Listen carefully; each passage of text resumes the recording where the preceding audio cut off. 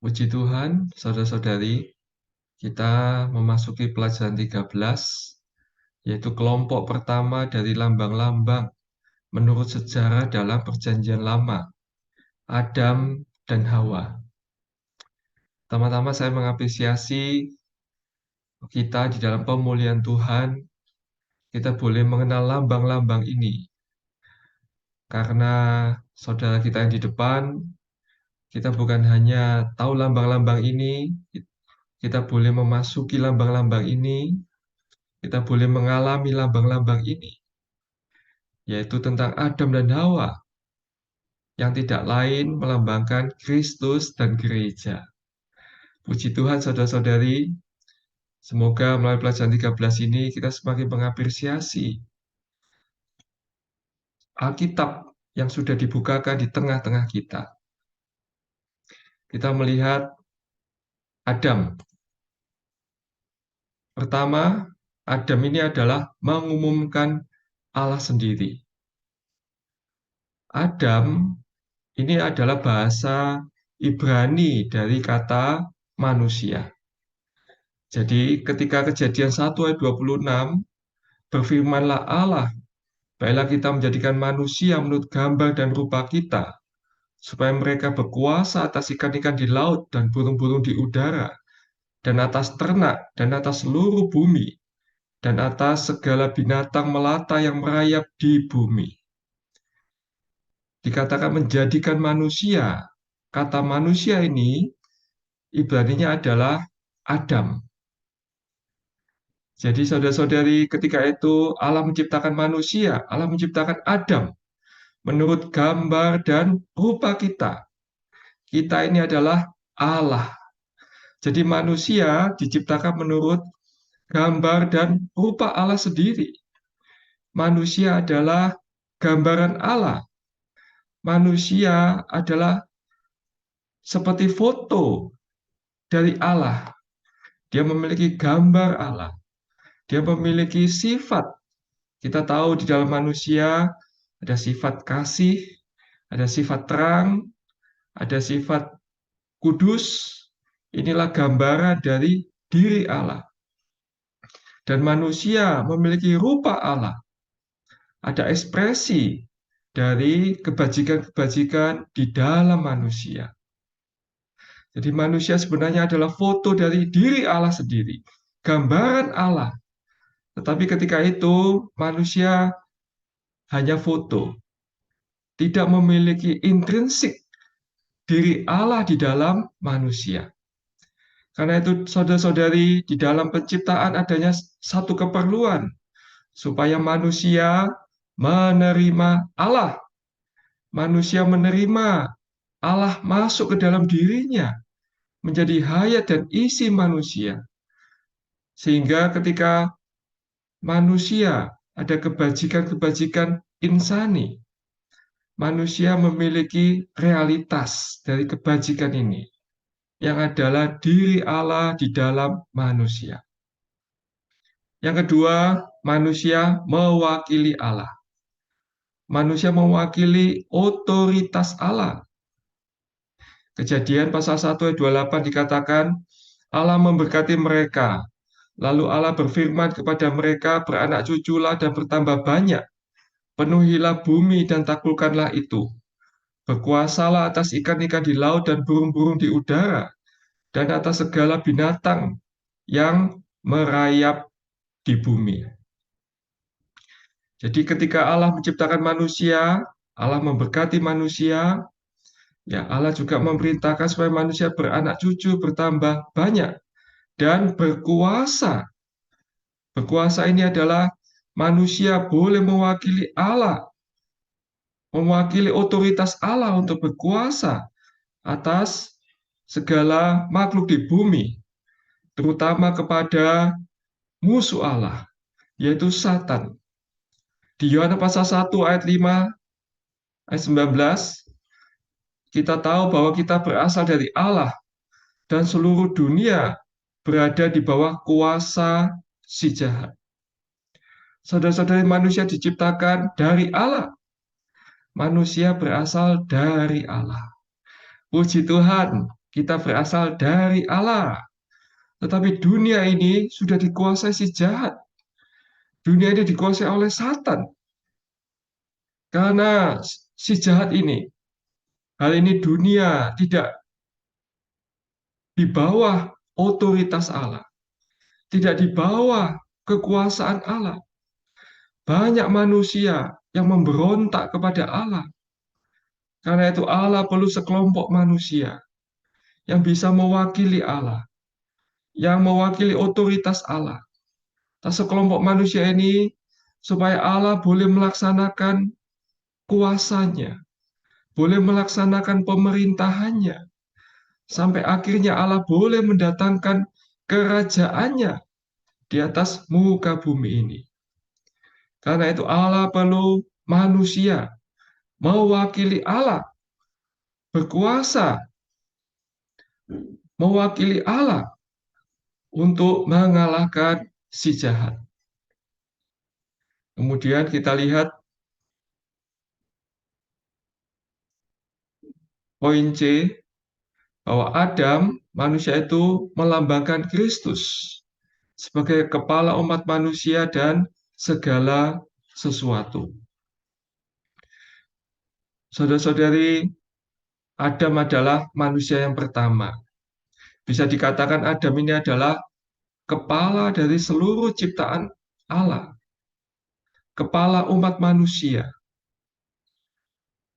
Kemudian ada manusia kedua, yaitu Kristus, yang juga adalah kepala dari gereja, kepala dari segala yang ada. Di pandangan Allah hanya ada dua manusia. Yang pertama Adam, manusia pertama, kepala dari ciptaan lama, kepala dari manusia lama. Dan manusia kedua adalah Kristus. Dia adalah Adam yang akhir, yang menjadi roh pemberi hayat. Manusia kedua ini adalah Kristus. Dia adalah kepala umat manusia. Manusia yang kedua, kepala dari manusia baru, dari ciptaan baru. Puji Tuhan. Efesus 1 ayat 22 dikatakan, dan segala sesuatu telah diletakkannya di bawah kaki Kristus.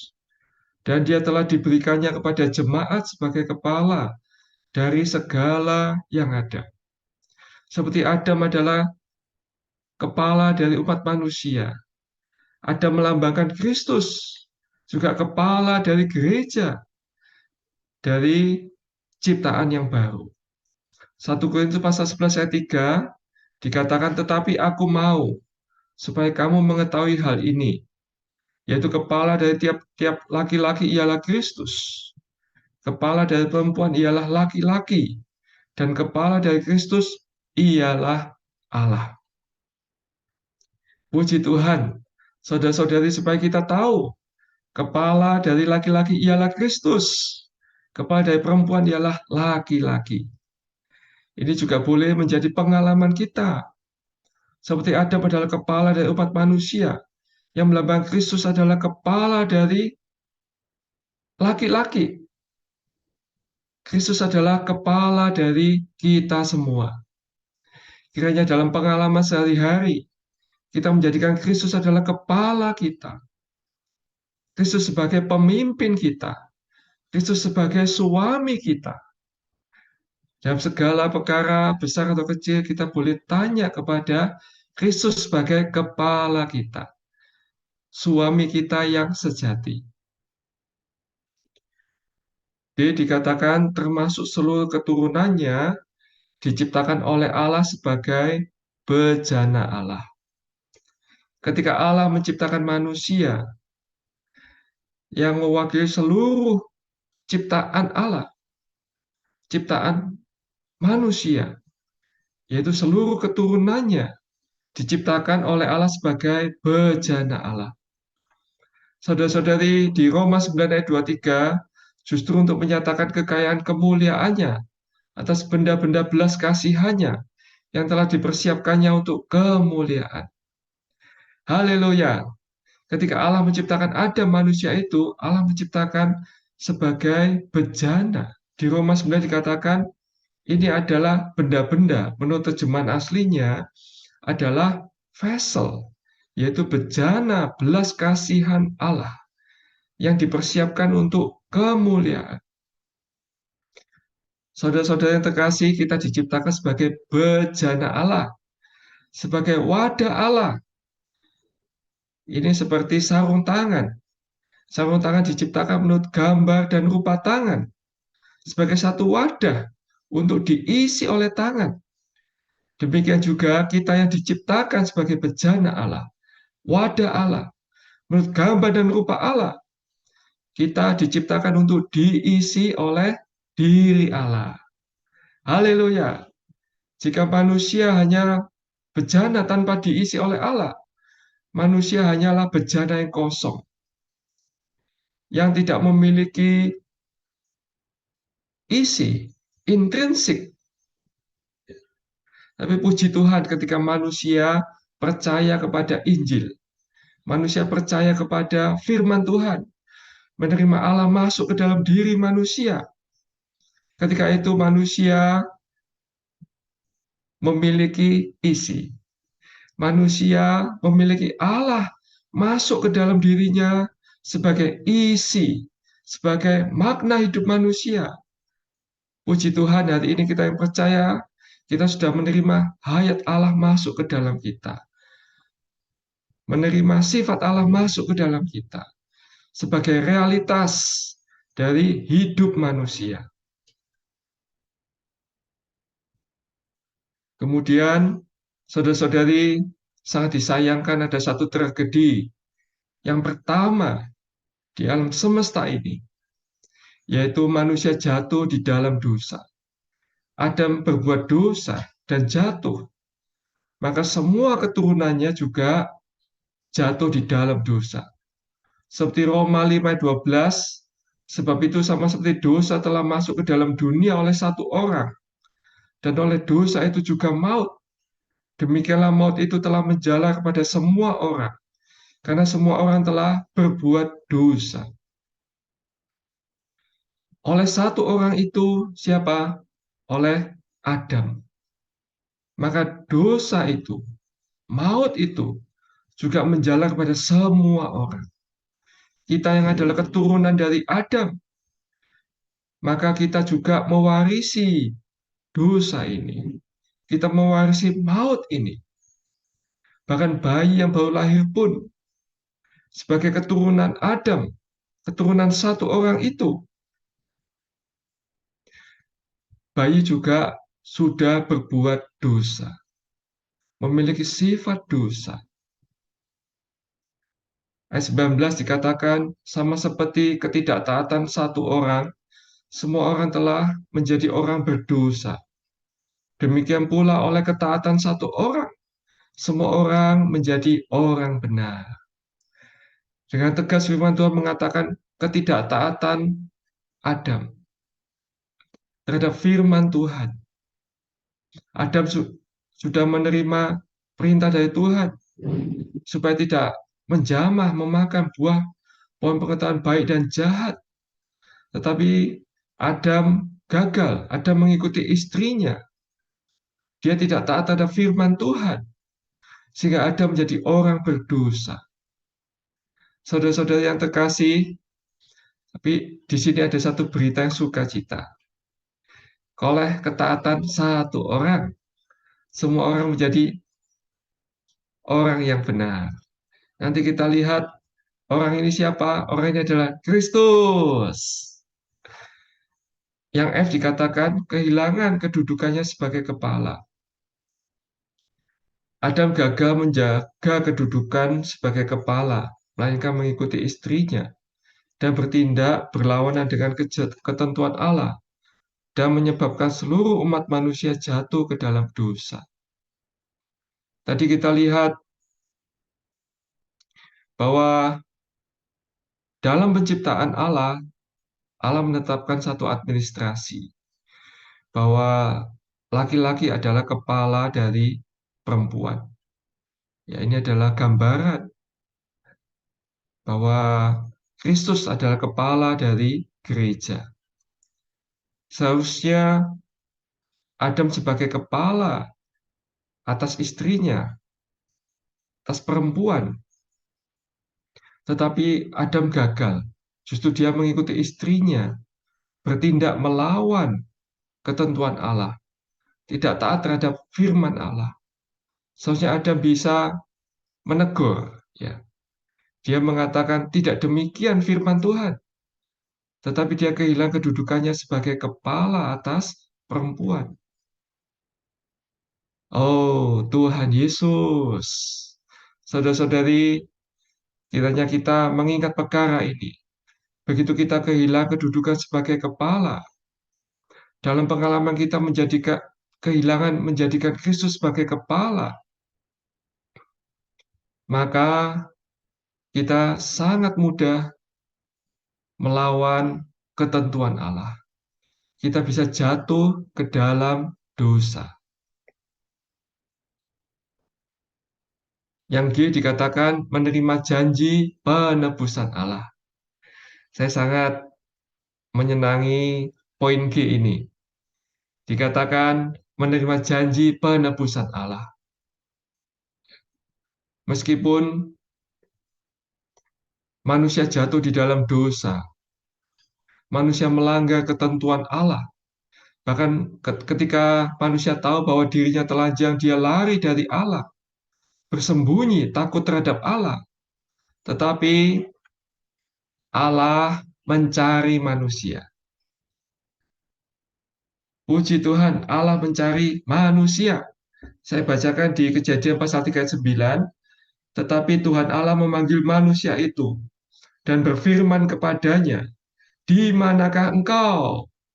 Saudara-saudari, Allah memanggil manusia itu dan berfirman, "Di manakah engkau?" Amen. Inilah hati Allah. Walau kita jatuh di dalam dosa, sehingga kita menjauhi Allah, kita lari dari Allah. Tahukah saudara-saudari, Allah sampai hari ini Allah masih mencari Anda. Allah masih memanggil Anda. Di manakah engkau? Di manakah Adam? Di manakah manusia? Di manakah Anda? Saudara-saudari, Allah mau manusia berpaling kepada Allah. Karena manusia ini adalah pusat dari ciptaan Allah. Karena manusia ini adalah hasrat hati Allah. Manusia ini bahkan kelak akan menjadi gereja, menjadi pasangannya, menjadi mempelainya. Saudara-saudari, Allah sangat memperhatikan manusia. Allah sangat mencari manusia. Di Kejadian pasal 3:15, aku akan mengadakan permusuhan antara engkau dan perempuan ini, antara keturunanmu dan keturunannya. Keturunannya akan meremukkan kepalamu dan engkau akan meremukkan tumitnya.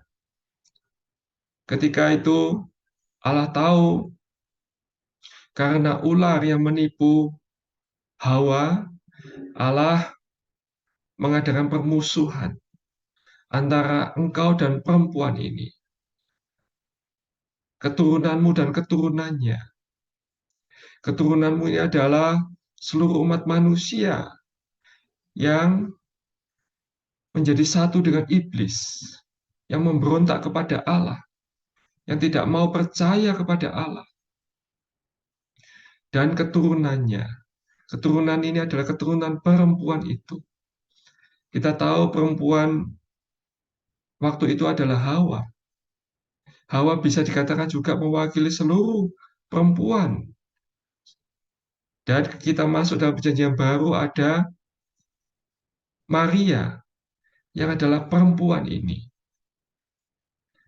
Di atas Maria juga bisa dikatakan adalah perempuan yang bersandar kepada Allah, yang taat kepada Allah.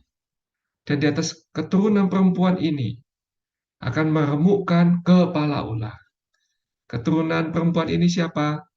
Keturunan perempuan dari Maria ini adalah Kristus sendiri. Puji Tuhan. 2000 tahun yang lalu, Allah sendiri menjadi manusia, yaitu Yesus. Dia adalah keturunan perempuan itu yang meremukkan kepala ular. Kemudian ayat 21 dikatakan, dan Tuhan Allah membuat pakaian dari kulit binatang untuk manusia dan untuk istrinya itu, lalu mengenakannya kepada mereka. Saudara-saudari, ketika manusia tahu dia telanjang, manusia mengambil daun dari pohon ara untuk menutupi ketelanjangannya. Tapi pohon ara ini pasti tidak bertahan lama. Tidak lama dia akan kering, dia layu, dan manusia harus terus-menerus memakai pohon ara untuk menutupi aibnya. Saudara-saudari, mengambil pohon ara untuk menutupi ketelanjangan manusia karena dosanya ini menandakan usaha alamiah manusia yang sia-sia, yang tidak bisa bertahan lama, yang lama-lama akan kering, layu, dan manusia terekspos lagi akan dosanya. Dan ini tidak diperkenan oleh Tuhan. Karena itu Tuhan tahu, dan Tuhan mengorbankan binatang dan memakaikan kulit binatang itu untuk manusia. Sehingga manusia ditutupi dosanya, ketelanjangannya, aibnya, untuk jangka waktu yang lama. Puji Tuhan. Saudara-saudara, siapakah binatang yang dipersembahkan ini? Ini adalah gambaran dari diri Kristus. Di atas salib, Kristus sudah mengorbankan dirinya. Dia sudah berdarah, dan darahnya ini membenarkan manusia. Perbuatannya di atas kayu salib ini sebagai kulit binatang yang menutupi dosa manusia. Bukan hanya menutupi, yang menghapus dosa manusia. Bahkan oleh kematian Kristus, dia sudah mendamaikan manusia dengan Allah. Dia sudah membenarkan manusia. Kristus sudah menjadi pakaian manusia. Sehingga manusia boleh datang kepada Tuhan. Manusia boleh dibenarkan di hadapan Allah. Yohanes 1:29, pada keesokan harinya Yohanes melihat Yesus datang kepadanya. Dan ia berkata, lihatlah, anak domba Allah yang menghapus dosa dunia. Dalam kitab Kejadian, ada korban yang dipersembahkan. Di di kitab Yohanes sendiri melihat Yesuslah anak domba Allah. Oh, puji Tuhan. Yesus adalah anak domba Allah yang tidak bercacat, yang tidak bercela. Dia yang layak menghapus dosa dunia, menghapus dosa saya dan dosa saudara-saudari. Ketika kita jatuh dalam dosa, kita boleh mengaku dosa kita. Maka Ia yang setia dan adil akan mengampuni, menyucikan kita dari segala pelanggaran kita. Darahnya akan mengampuni, mencuci bersih dosa kita. Bahkan dosa yang semerah kirmisi akan dicuci bersih seputih salju. Puji Tuhan. Kemudian Dia dikatakan termasuk seluruh keturunannya diusir oleh Allah dari Firdaus dan dipisahkan dari pohon hayat. Ketika manusia jatuh dalam dosa, Kejadian 3:23, lalu Tuhan Allah mengusir dia dari Taman Eden, supaya ia mengusahakan tanah dari mana ia diambil. Allah mengusir manusia itu. Ya, satu aspek Allah memang mengasihi manusia. Allah mencari manusia, memanggil manusia. Tetapi Allah adalah Allah yang kudus, Allah yang adil benar. Dia tidak bisa membiarkan manusia di Taman Eden itu. Oleh keadil benarannya, Allah membatasi manusia untuk datang kepada pohon hayat. Ayat 24, Ia menghalau manusia itu dan di sebelah timur Taman Eden ditempatkannya beberapa kerub dengan pedang yang bernyala-nyala dan menyambar-nyambar untuk menjaga jalan ke pohon kehidupan. Sampai Kristus datang dan menggenapkan penebusan Allah, dengan demikian menanggulangi sifat dosa manusia dan memenuhi tuntutan kemuliaan, kekudusan, keadilan Allah, serta membuka satu jalan yang baru bagi manusia ke pohon hayat yang adalah Allah sendiri. Haleluya.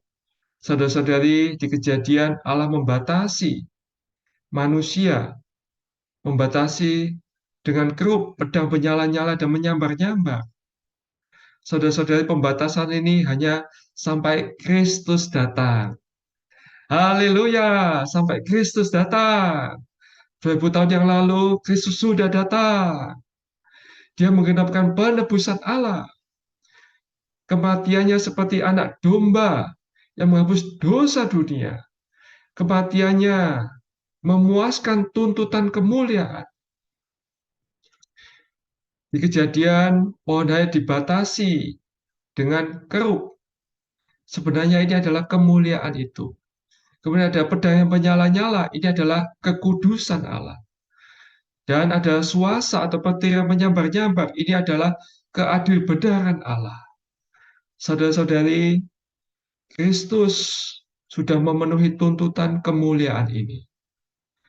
Sudah memenuhi kekudusan Allah, memenuhi keadilbenaran Allah. Karena itu oleh kematiannya, Kristus sudah membuka satu jalan yang baru bagi manusia. Sehingga hari ini kita yang percaya menerima Kristus, kita boleh kapanpun datang kepada pohon hayat. Kapanpun, dimanapun kita boleh datang menghampiri Allah, menikmati Allah. Puji syukur kepada Tuhan. Amen. Kemudian kita lihat lambang yang kedua, yaitu Hawa. Hawa mewakili gereja. Efesus 5:31, sebab itu laki-laki akan meninggalkan ayahnya dan ibunya dan bersatu dengan istrinya, sehingga keduanya itu menjadi satu daging. Dan ayat 32 dikatakan, rahasia ini besar, tetapi yang aku maksudkan ialah hubungan Kristus dan gereja. Puji Tuhan, ketika Allah menciptakan Adam manusia itu dan menciptakan Hawa, ini melambangkan hubungan Kristus dan gereja. Kita lihat bagaimana dibangunnya Hawa, diciptakan Hawa. Ya. Satu, menandakan bahwa gereja berasal dari Kristus, yang adalah bagi Kristus. Kejadian 2:18, Tuhan Allah berfirman, tidak baik kalau manusia itu seorang diri saja. Aku akan menjadikan penolong baginya yang sepadan dengan dia. Ayat 21, lalu Tuhan Allah membuat manusia itu tidur nyenyak. Ketika ia tidur, Tuhan Allah mengambil salah satu rusuk daripadanya, lalu menutup tempat itu dengan daging. Ayat 22, dan dari rusuk yang diambil Tuhan Allah dari manusia itu dibangunnyalah seorang perempuan, lalu dibawanya kepada manusia itu. Dua, menandakan bahwa gereja bagian dari Kristus adalah pertambahan Kristus. Ayat 23, lalu berkatalah manusia itu, inilah dia, tulang dari tulangku, daging dari dagingku. Ia akan dinamai perempuan, sebab ia diambil dari laki-laki. Saudara-saudari, ketika Allah menciptakan ada manusia yang pertama, sebelum diciptakan Hawa, Allah membawa seluruh hewan kepada Adam. Kemudian Adam menamai hewan itu satu persatu.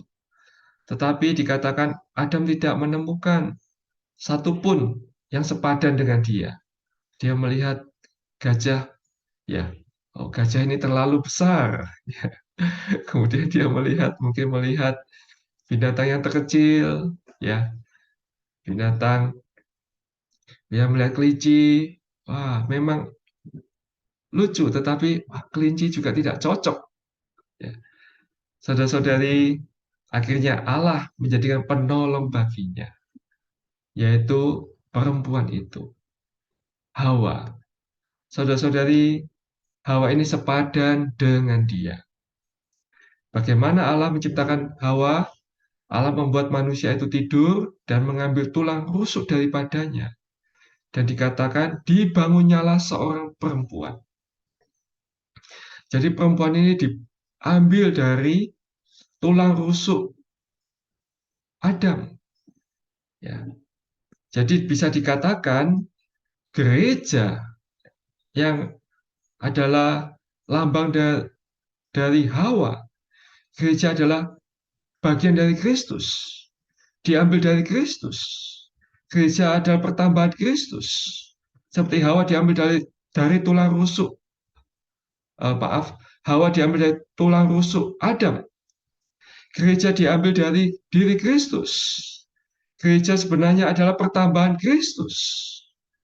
Saudara-saudari, kata Hawa ini adalah feminim dari Adam. Seperti kitab Kidung Agung, ada satu Raja Salomo. Kemudian dia jatuh cinta kepada gadis desa yaitu Sulami. Sulami ini adalah kata feminim dari Salomo. Ya. Saudara-saudari, gereja adalah feminim dari Kristus. Gereja ini adalah bisa dikatakan duplikatnya Kristus. Pertambahan dari Kristus. Perbanyakan dari diri Kristus. Oh, betapa mustikanya gereja. Saudara-saudari, karena itu gereja ini adalah hasrat hati Allah. Gereja adalah sasaran Allah. Karena gereja adalah perbanyakan dari Kristus. Kelak gereja ini menjadi mempelai perempuan Kristus. Karena waktu, ya, kemudian dikatakan Hawa tidak menjaga kedudukannya dalam ciptaan Allah. Ya. 1 Korintus 11 ayat 3, tetapi aku mau supaya kamu mengetahui hal ini, yaitu kepala dari tiap-tiap laki-laki ialah Kristus. Kepala dari perempuan ialah laki-laki, dan kepala dari Kristus ialah Allah. Menurut administrasi Allah, laki-laki ada kepala dari perempuan. Ketika itu seharusnya Hawa tidak mengambil keputusan, ya, tidak merespon perkataan iblis. Seharusnya Hawa bertanya kepada laki-laki, kepada Adam, sebagai kepalanya, sebagai suaminya. Tetapi dia tidak menjaga kedudukan di dalam ciptaan Allah. Sehingga dia jatuh dalam dosa dan membawa suaminya juga jatuh di dalam dosa. C. Mengikuti suaminya dan menerima janji penebusan. Puji Tuhan, ketika Allah memberikan janji penebusan, mengatakan bahwa benih perempuan akan meremukkan kepala ular dan memberikan satu korban, Hawa juga menerima penebusan itu. Hawa percaya. Karena itu di Kejadian 4 dikatakan, aku telah mendapat seorang anak laki-laki dengan pertolongan Tuhan. Kata Hawa sendiri juga adalah artinya hidup. Saudara-saudari, karena Hawa juga percaya terhadap janji penebusan. Karena itu dia menjadi orang yang hidup. Ya. Dia seolah-olah mengatakan, aku percaya aku sudah dihidupkan. Ya, Tuhan sudah mengampuni. Tuhan memberikan anak laki-laki.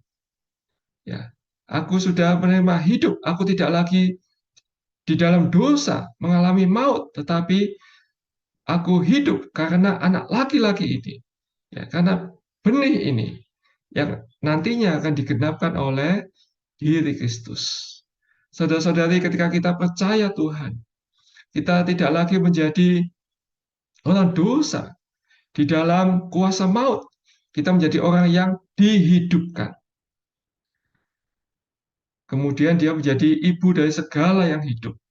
Kejadian 3:20, manusia itu memberi nama Hawa kepada istrinya, sebab dialah yang menjadi ibu semua yang hidup. Haleluya. Ketika itu manusia menamai Hawa kepada istrinya, yang artinya ibu semua yang hidup. Inilah gereja hari ini. Gereja adalah sekelompok orang yang sudah percaya Tuhan, menerima Tuhan, menjadi isinya, Karena itu kita semua adalah orang yang juga dihidupkan. Haleluya. Saudara-saudari, inilah gambaran, inilah lambang di dalam perjanjian lama, Adam dan Hawa yang melambangkan Kristus dan gereja. Ya. Meskipun manusia jatuh di dalam dosa, Allah mencari manusia. Ya, Allah memberitakan Injil kepada manusia. Allah memberikan janji penebusan yang digenapkan oleh diri Kristus. Dan 2000 tahun yang lalu Kristus sudah datang. Kristus menggenapkan seluruh janji Allah. Sehingga oleh Kristus ini kita boleh datang kepada Allah. Dan kita menjadi orang yang dihidupkan. Hari ini kita menjadi gerejanya, menjadi pertambahan Kristus, menjadi perbanyakan Kristus. Puji Tuhan, saudara-saudari, pelajaran 13 sampai di sini kita boleh mengulang lagi, kita boleh memasuki beritanya ayat demi ayat sehingga kita boleh lebih ada apresiasi, ada terang yang kaya melalui firman Tuhan. Puji Tuhan, Tuhan memberkati saudara-saudari, Tuhan juga memberkati firman-Nya. Amin.